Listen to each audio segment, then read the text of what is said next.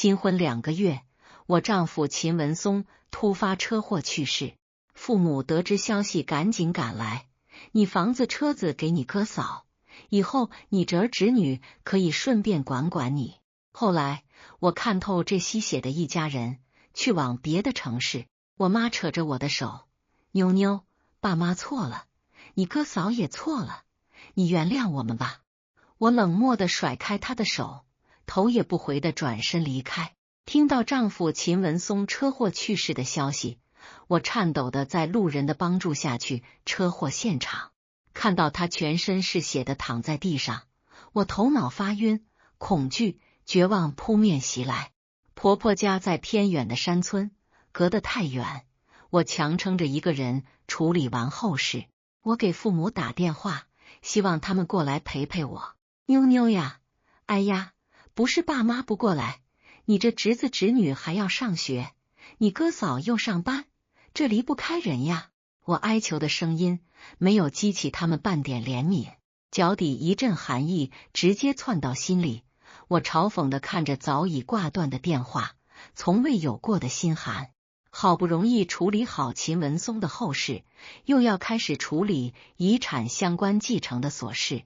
这时候，父母和哥嫂一家主动找上门。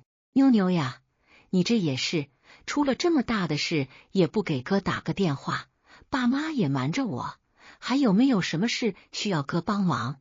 尽管说。看着眼前儒雅温柔的男人，我已经不想花心思再去辨别他话里的真实性。不用了，我都处理好了。听到我的拒绝，站在一旁的嫂子急了，这怎么就处理好了？这什么房子、车子咋继承？不得需要人帮忙呀？一听这话，我心里瞬间全部明白了。不等一旁的嫂子继续开口，这些事情繁琐，也不是什么大事，我一个人能行。看到我话里话外透着冷漠，我嫂子讪讪的闭嘴。你这一个人也没个人陪着咋行？回家和我们一起住。我哥似乎没有察觉到我的态度，直接开口决定。可我知道回去就是寄人篱下，所以婉言拒绝，语气比刚才好上几分。秦文松去世还没敢告诉婆婆一家，我也得回去处理一下。再次提及那个温柔耐心的男人，我心里止不住的心酸难过。我哽咽的努力说出一句完整的话，连续身体和心里的疲累，让我连说话的声音都小了很多，明显能看得出的疲态。可面前的家人没有一个人关心，也没有问我最近的生活状况。听到我要回婆家，我妈脸色沉了几分，你回去就回去，可别买啥东西，还有那车子房子可都是你自己的，别让人夺去。这话一听，好似是百般为了我好。不等我生出半分感动，嫂子就急着开口，你不要，得给你侄子，你这以后靠的就是我们了。可不，妞妞，你可别犯傻，要我看，你直接把房子车子过户给你哥，以后你只能靠你哥了。听到我妈这讽刺的话，我心冷了又冷。平时偏心也就算了，这时候这家人眼里只有房子车子，完全没有半分顾及过我。我忍了又忍，才没有失态。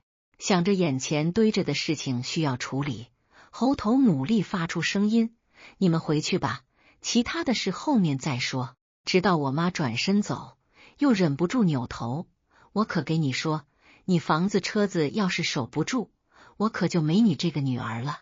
哼，我实在没心力再去多想，花了2天处理好这边的琐事之后，就回了婆家。想想回去面对的局面，心里堵得像重石压着一般。果然，得知秦文松的事情后，婆婆晕倒数次，最后只能勉强躺床输着液补充能量。孩子呀，这松儿一去，可就苦了你了。可怜我，松儿福薄，还这么年轻就……婆婆喊着哭腔，断断续续的拉着我手念叨：是呀，这么好的人，怎么就舍得丢下我呢？好一阵儿，在公公的安抚下，婆婆才勉强好一点。妞妞，这松儿走了，你也不要多想，咱该怎么过就怎么过，就是委屈你了。我拉着老脸求你，替他守守孝吧，1年就行。原本精神抖擞的婆婆，因着这消息，一夜之间多了很多白发。妈，说什么呢？我这辈子都守着他。听我这话，婆婆突然激动起来，是她福薄，你还年轻，不用这么着。你们的房子车子啥的都是你的，我和你爸也不用你管。这话让我心头久违的涌上一阵暖意，可突然想到我亲爸妈，心里又不禁苦涩。我不能倒下，我要替秦文松照顾好这个家。等好不容易从婆家回来之后，还没来得及等我休息1天，我哥就找上门来。才打开门，就看到他双眼泛红，眼里含着明显的泪意。妞妞，哥来接你回家。那一刻，心头一阵澎湃。从小到大，爸妈总是偏心，家里只有哥对我好。各自长大后，联系虽变少，但我哥还是关心我的吧。那一刻，我全然忘记了父母对我咄咄逼人时，我哥的冷眼旁观。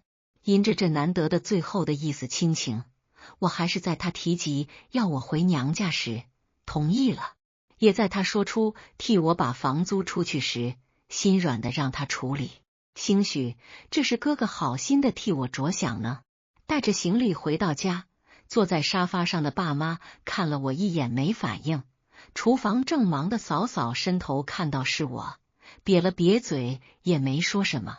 我知道这个家其实不欢迎我，不是我的家，但我这段时间实在太累了，也想在这里暂时休息一下。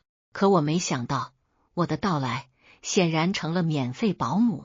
妞妞呀，别愣着，赶紧来厨房帮忙。妞妞，帮衣服洗一下。你这死丫头，还不快过来拖地？不是我妈，就是大嫂的指使声。我不傻，我帮忙做一点是可以，但明显的颐指气使，让我成为免费保姆，我做不到。这时候我才明显感觉到我哥的态度。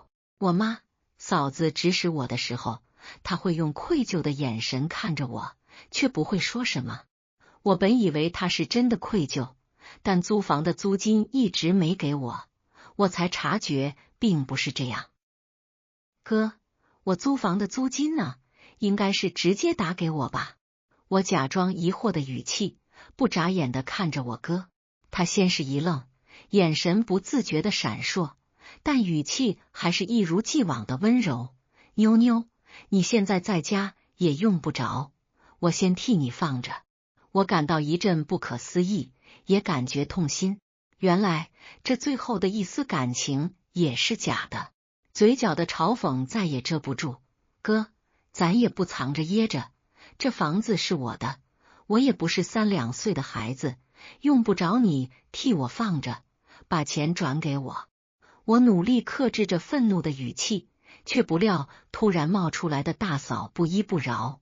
给你，蒋静茹，我告诉你，这钱到了我们这就是我的，算是你的生活费，不然你白吃白喝呀。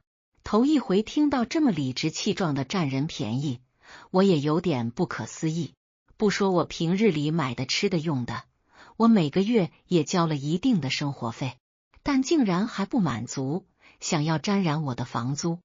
我直接报警处理，把房产证给警方看了之后，他们再不想，最后也当着警官的面把已经收到的租金转我。后面我直接和租房的人联系，更换了转租账号。你就是个白眼狼，你哥嫂好心好意收留你，你还报警，你给我滚出去！听到我妈的话，心里止不住的委屈和悲愤。可不等我收拾行李，我哥就开始安抚我。妞妞，你别听妈的，你安心住这儿。就是今天这事儿，你叫警方干嘛？这不是让人看笑话吗？你哥我还能贪你钱呀？看着他脸上依旧温和的笑，我却逐渐看不懂他。他如果不想要我钱，那为什么让人把租金转给他呢？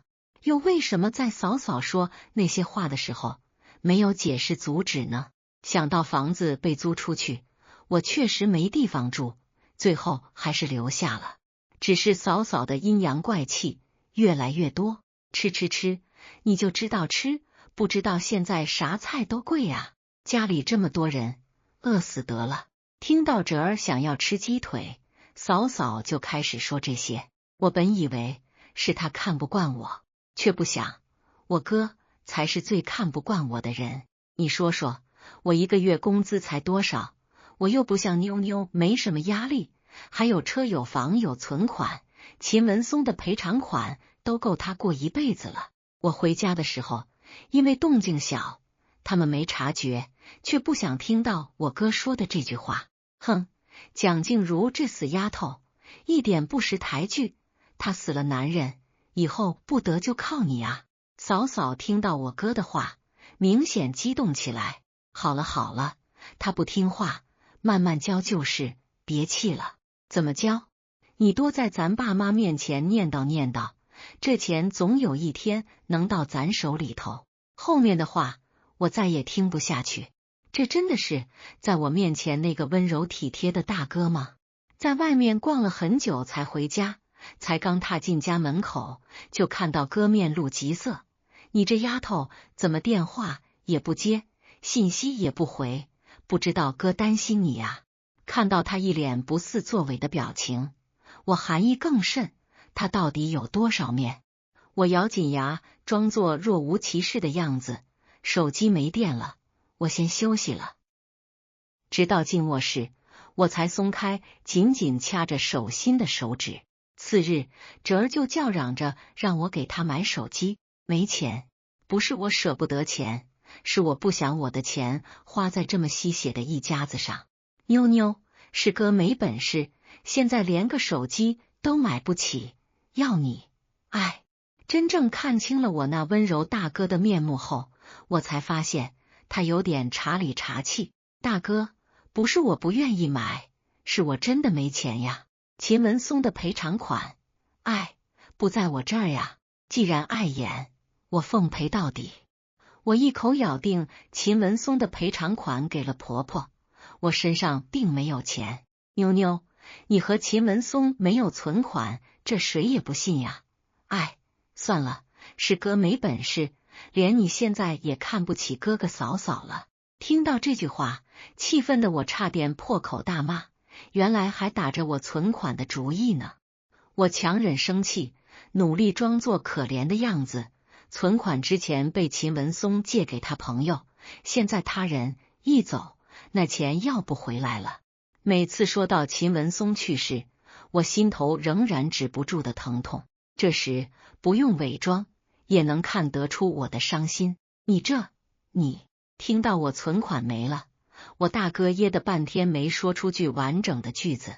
本打算直接搬出去，可房子现在租了出去，重新找房也需要时间，我也就准备多忍耐几天。可没想到，就是这么几天，我那嫂嫂也按捺不住。我发现我房子的戒指、项链全部不见了，装在盒子里不常戴的首饰更是一扫而空。看着化妆桌上的一片狼藉，我直接走到客厅质问。可没想到，真的就有那么不要脸的人。你可给我嘴里放干净点，什么叫偷？你说你没钱，我可是好心好意把那些东西替你卖了，让你有点生活费。嫂子理直气壮说出这话，眼神丝毫不带闪躲。那钱呢？钱你倒是给我呀！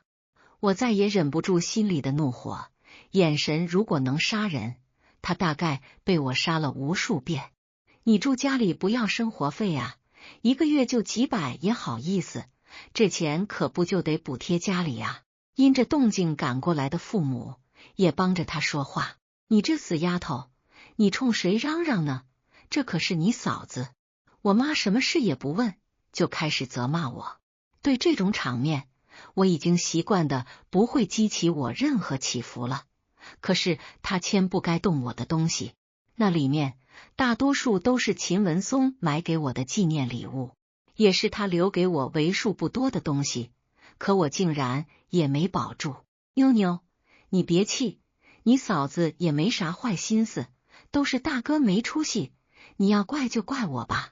心里的火听到他这话更是蹭蹭直冒，要么把首饰赶紧还我，要么给钱，不给我直接报警。看我脸色冰冷，我哥脸色终于也黑沉下来。你这是不把我们当家里人看，当贼？你嫂子又不是故意的。你不想继续听这些废话，我直接拿起手机开始按键。看到我的举动，我哥忍不住冲着我嫂子吼出声：还他，把他的东西全部还他。他猩红着眼，脖子因为太用力冒出青筋，又转过头冲着我：你给我滚出去，我他妈没你这个妹！最后首饰一点没少的还到我手上，我迅速收拾好早就已经整理好的行李，头也不回的离开。从我踏出去的那一刻，我想我这辈子再也不会和这家人有任何关系了。偏心偏到肚子里的父母，尖酸刻薄的嫂子，还有虚伪的哥哥，但这一家子还有一个共同点，那就是贪财。而我绝对不是傻子，可也没想到还没消停几天就被砰砰的敲门声震醒。我怎么也没想到，我妈看到我打开门就直接领着和陌生男人往我家里闯。你谁呀？就领着往家闯，出去！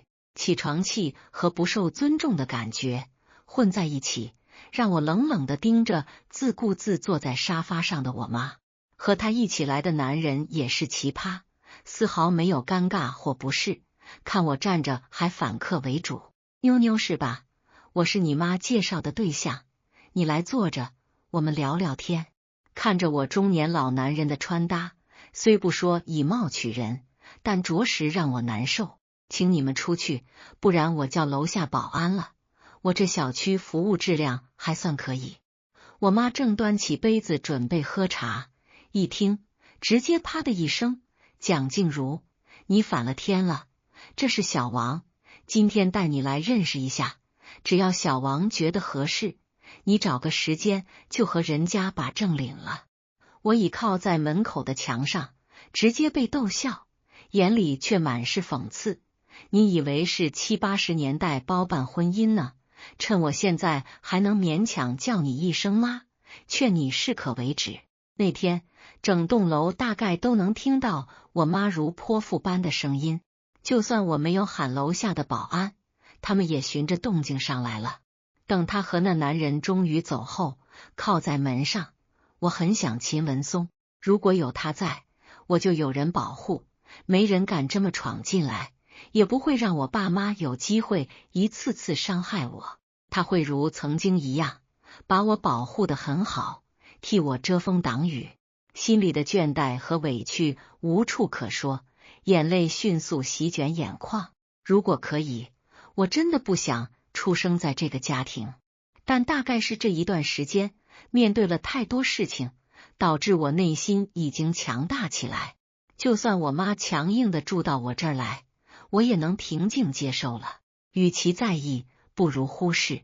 我每天照常过着我的作息，任她坐在客厅里责骂，我丝毫不搭理。直到一天晚上，因为她不停的骂我，扰民让人家上门提醒。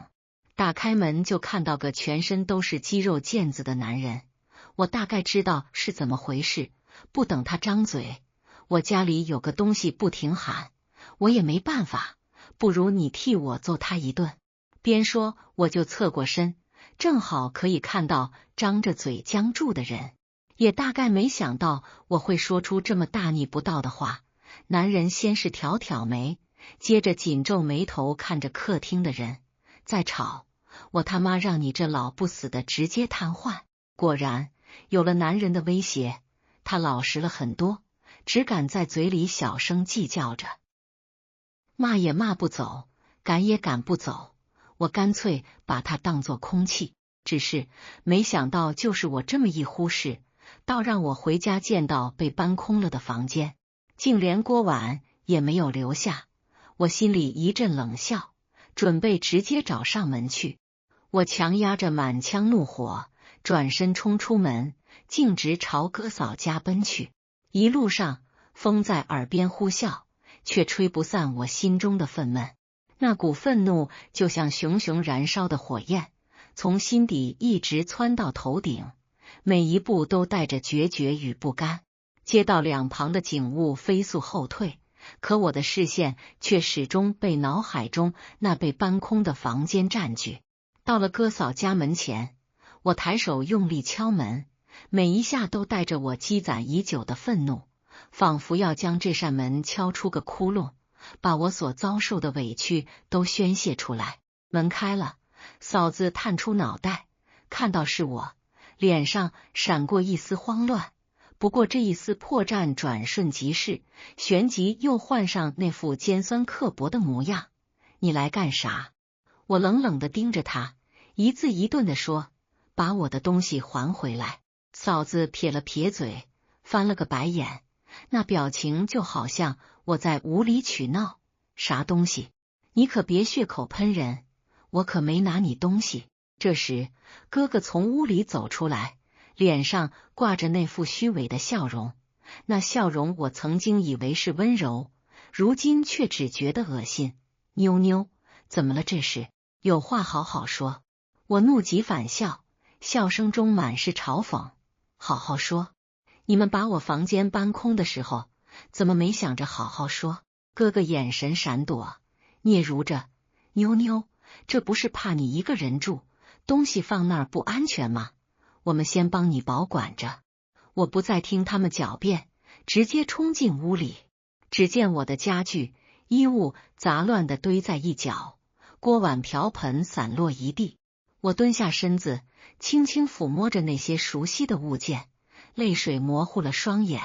那件秦文松亲手为我挑选的连衣裙，裙摆上还留着我们一起出游时沾上的草字。那个陶瓷花瓶是我们在一次集市上偶然发现的，承载着太多美好的回忆，如今却被他们如此粗暴的对待，就像把我曾经的幸福也一并摔碎。我站起身，看向哥哥和嫂子，声音冷得仿佛能结冰。今天我把话撂这儿，你们要是再敢动我的东西，再敢来骚扰我，我就报警，让警察来处理。说完，我开始动手收拾东西，准备找搬家公司把这些东西搬到安全的地方。哥哥和嫂子站在一旁，看着我忙碌，既不敢上前阻拦，又心有不甘，眼神里闪烁着贪婪与懊恼。东西收拾好后，我联系了一家靠谱的搬家公司，将所有物品搬到了一个新租的公寓。这个公寓位于市中心，安保措施严密，周围都是写字楼和商场，十分热闹。站在公寓的窗前，看着楼下人来人往，我决定重新开始生活，不再被过去的阴霾所笼罩。为了增加收入，我利用自己在大学时学的设计专业知识，开始在网上接单，帮客户设计服装款式。每天晨曦还未完全照进屋子，我便早早起床，坐在电脑前，打开设计软件，沉浸在设计的世界里。有时候为了一个设计方案，我会反复修改，从颜色的搭配到线条的流畅度，从领口的设计到裙摆的样式，每一个细节都力求完美。常常一做就是一整天，忘记了吃饭，忘记了时间，直到深夜，眼睛酸涩，手指也因为长时间操作鼠标变得僵硬。但每当看到客户满意的反馈，那一句句真诚的赞美和感谢，我心中便充满了成就感，觉得所有的付出都是值得的。日子一天天过去，我的设计事业逐渐有了起色，客户越来越多，收入也越来越稳定。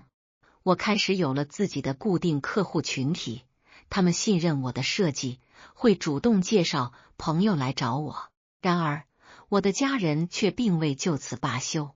一天，我正在家中工作，专注地绘制着设计草图，突然接到一个陌生电话。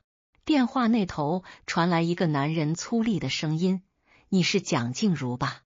我是你妈的债主，她欠了我10万块钱，现在联系不上她，你作为她女儿，得替她还钱。”我心中一惊，立刻意识到这是妈妈又在搞鬼。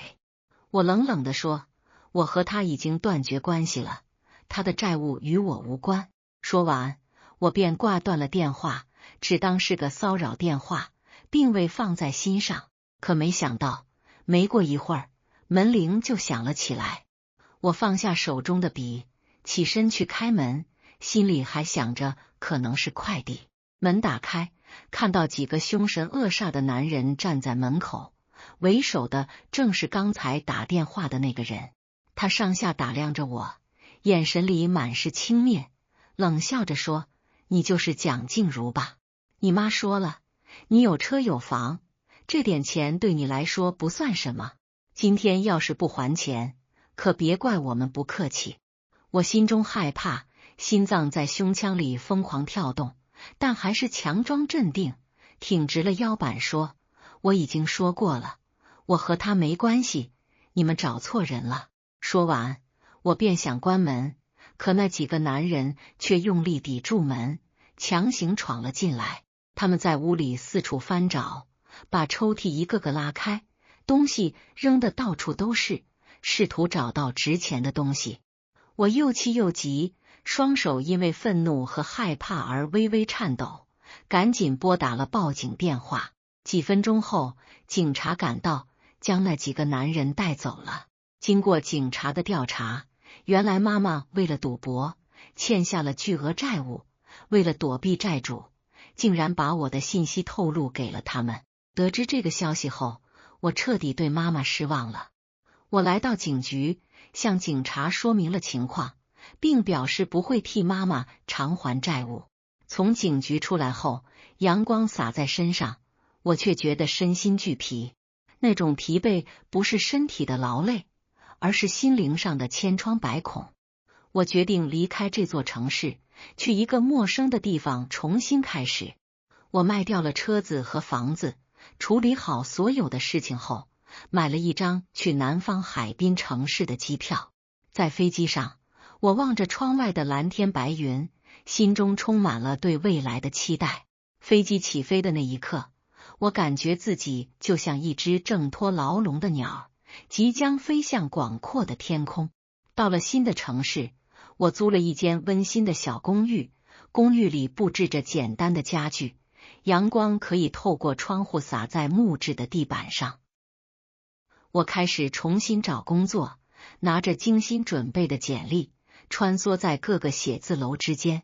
凭借着之前做设计积累的经验，我很快在一家知名的服装公司找到了一份设计师的工作。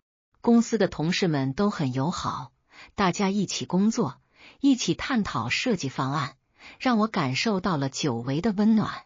每天早上走进公司，同事们会热情地打招呼，分享着彼此的早餐。在设计讨论会上，大家各抒己见，思维的火花在空气中碰撞。有一次，为了设计一款适合夏季的女装系列，我们团队连续几天加班。大家围坐在会议桌前，面前堆满了各种布料样本和设计草图。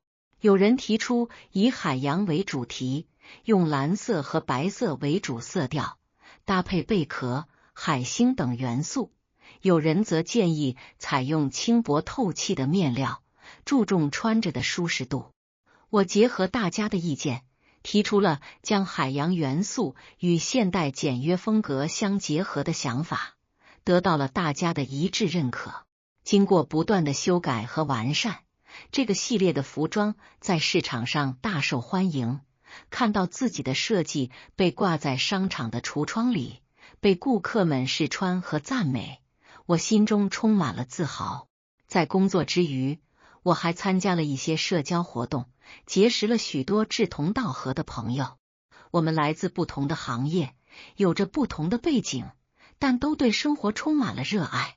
我们一起去看画展，在一幅幅精美的画作前驻足欣赏，感受着艺术家们的情感表达，一起听音乐会，沉浸在悠扬的旋律中，让心灵得到放松与滋养，一起爬山，在攀登的过程中互相鼓励。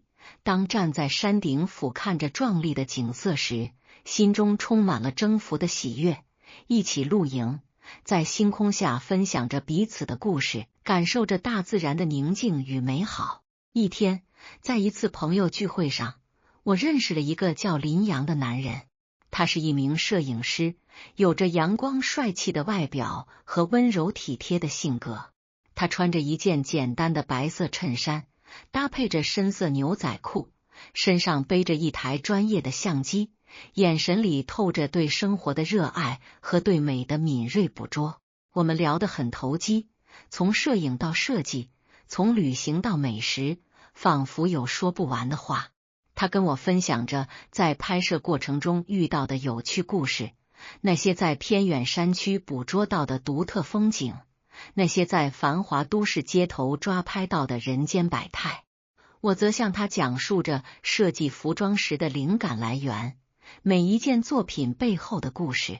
聚会结束后，林阳主动加了我的微信，之后我们便经常联系。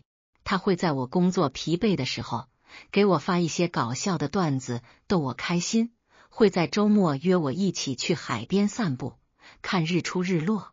记得有一次，我们相约去海边看日出，凌晨4点，我们就来到了海边，天空还是一片漆黑，星星闪烁着微弱的光芒。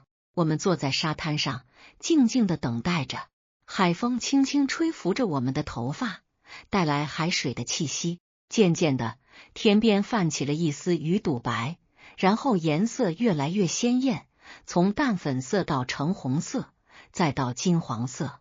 太阳缓缓升起，将整个海面染成了一片金黄，波光粼粼。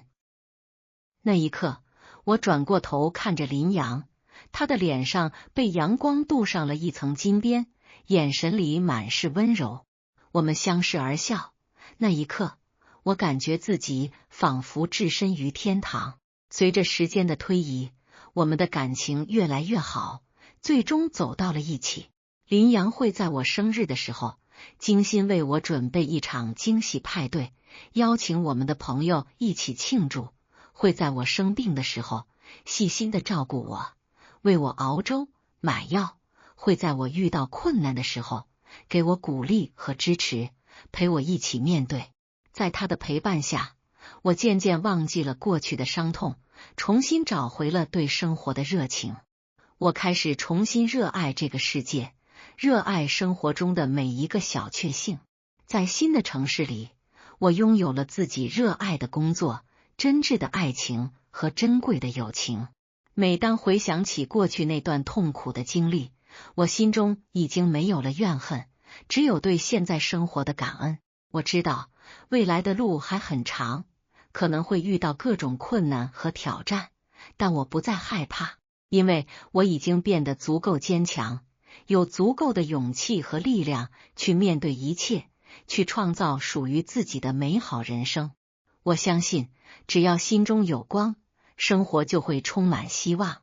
无论是事业上的挫折，还是感情中的小摩擦，我都能微笑着去面对，因为我有林阳，有一群志同道合的朋友，有那个不断成长、勇敢坚强的自己。未来，我将继续在这个充满活力的城市里，书写属于我的精彩篇章。在新城市的日子如潺潺溪流，平缓而又充满生机地流淌着。我在工作上愈发得心应手，不仅在公司负责重要的设计项目，还因客户的口碑推荐，承接了一些高端定制服装的设计订单。这些定制工作需要我深入了解客户的喜好、生活背景，甚至性格特点，将他们独特的气质融入到服装的每一处细节中。有一位客户是知名的画家，他希望有一件能在画展上穿着的礼服，既要有艺术感，又要舒适自在，能让他自如地穿梭于人群与画作之间。初次与他见面，在他那满是画作的工作室里，我看到了一个色彩斑斓的艺术世界。他的画作笔触大胆奔放，色彩碰撞强烈，每一幅都仿佛在诉说着一个独特的故事。为了设计出令他满意的礼服，我花费了大量时间与他沟通，倾听他对艺术的见解，了解他在不同创作阶段的心境。我频繁地参观他的画室，有时一待就是一整天，静静地感受他创作时的氛围，试图从中捕捉到设计灵感的火花。回到家中，我将收集到的素材和灵感整理归纳，开始构思设计方案。从领口的造型到裙摆的长度，从面料的选择到色彩的搭配，每一个细节都经过反复斟酌。我尝试了多种设计草图，不断地推翻重来，只为找到那个最契合他气质与需求的方案。最终，我设计出一件以流动的色彩线条为元素，采用轻柔且富有垂坠感面料的礼服。当这件礼服呈现在客户面前时，他的眼睛瞬间亮了起来。试穿的那一刻，他在镜子前久久伫立，眼中闪烁着泪光，激动得说不出话来。从他的神情中，我知道这份工作给予我的远不止物质上的回报，更是内心深处的满足与自信，让我对自己的设计能力有了更深的认可。随着事业稳步上升，我和林阳的感情也在日常的点滴中愈发深厚。一个阳光明媚的周末，林阳神秘兮兮地拉着我出门，他带着我来到一个古老的街区，那里的建筑充满了岁月的痕迹，斑驳的墙壁，古老的门窗，仿佛在诉说着过去的故事。我们手牵着手漫步在狭窄的街道上，街边的小店琳琅满目，偶尔从店内飘出的咖啡香气弥漫在空气中。我们走进一家小小的咖啡店，店内布置温馨，木质的桌椅散发着淡淡的木香。点上2杯拿铁，坐在靠窗的位置，阳光透过玻璃洒在身上，暖暖的。我们看着窗外人来人往，分享着彼此最近的生活趣事。林阳绘声绘色地讲述着他在拍摄过程中遇到的有趣场景，逗得我哈哈大笑。我也向他倾诉着工作中的小烦恼和小成就，他总是认真倾听，给予我鼓励和建议。之后，林阳又带我走进了一家复古饰品店，店内摆满了各式各样的旧首饰、怀表、摆件。这些充满年代感的物品仿佛带着时光的记忆，每一件都有着独特的魅力。林阳在一个角落发现了一条精致的项链，银色的链条上挂着一颗蓝色的宝石，周围镶嵌着细碎的水晶，在灯光下闪烁着迷人的光芒。他轻轻地拿起项链，走到我身后，为我戴上，在我耳边低语：“就像你一样，独特而美丽。”那一刻，我的心被幸福填满。这个小小的举动，比任何昂贵的礼物都更让我心动。我转过身，看着他，眼中满是感动。我们相视而笑，周围的一切仿佛都变得更加美好。然而，命运似乎总喜欢在平静的生活中掀起波澜。一天，我在公司忙碌了一整天，为了一个重要的设计项目，从早到晚都在与团队成员讨论方案、修改细节，身心俱疲。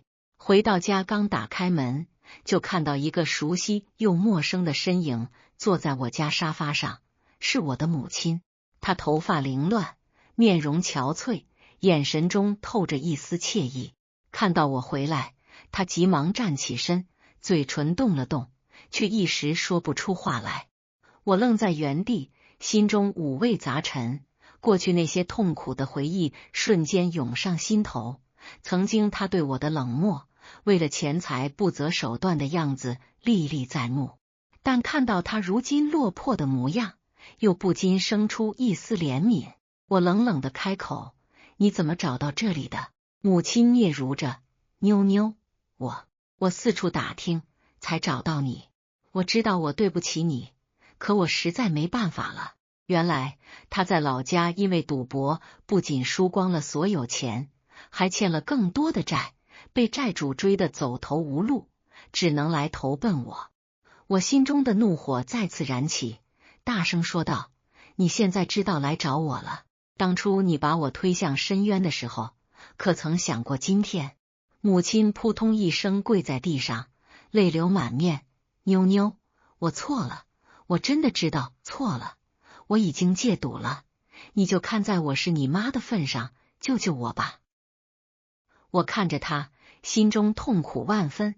一方面是对他过去所作所为的怨恨，那些被他伤害的日子，让我在黑暗中独自挣扎，身心俱疲；另一方面又是难以割舍的亲情，毕竟她是生我养我的母亲。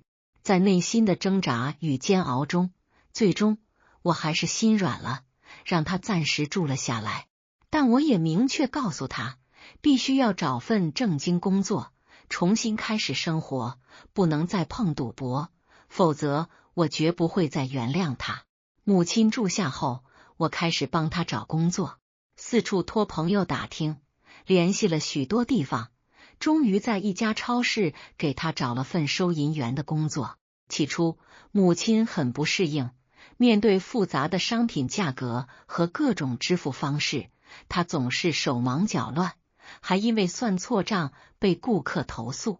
他满脸沮丧地向我诉说，我耐心地安慰他，告诉他这是正常的，多练习就会好起来。每天晚上，我都会陪他一起练习算账，教他如何快速应对各种情况。在我的鼓励下，他渐渐熟练起来，工作也越来越得心应手。他开始懂得珍惜这份工作，每天早早起床，认真的去上班，回来后也会主动帮忙做一些家务。林阳也十分理解我的决定，经常来家里帮我照顾母亲，还会给母亲讲一些摄影的趣事，逗她开心。在我们的帮助下，母亲慢慢走出了过去的阴影，脸上也逐渐有了笑容，整个人的状态都发生了很大的改变。经过这件事，我和母亲的关系也慢慢缓和。我开始重新审视亲情的意义，虽然过去的伤痛无法抹去，但我愿意给母亲一个机会，也给自己一个放下过去的机会。而在工作与爱情的滋养下，我越发自信和坚强。我开始计划参加一些国内知名的服装设计大赛，希望能在更广阔的舞台上展示自己的作品。林阳也全力支持我，他用镜头记录下我设计过程中的每一个瞬间，从灵感闪现时的兴奋，到遇到难题时的沉思，再到完成作品后的喜悦。在准备比赛的日子里，我常常忙到深夜，反复修改设计稿，挑选面料，制作样衣，每一个细节我都精益求精，力求做到完美。从面料的质地、手感，到颜色的精准调配，从服装的版型裁剪，到装饰元素的搭配，每一步都倾注了我的心血。林阳会在我疲惫的时候，为我泡上一杯热茶，陪我一起探讨设计思路。有时我们会因为一个设计细节争论得面红耳赤，但最终总能找到更好的解决方案。在他的陪伴与鼓励下，我不断突破自己，设计出了一套又一套满意的作品。终于，比赛的日子来临了。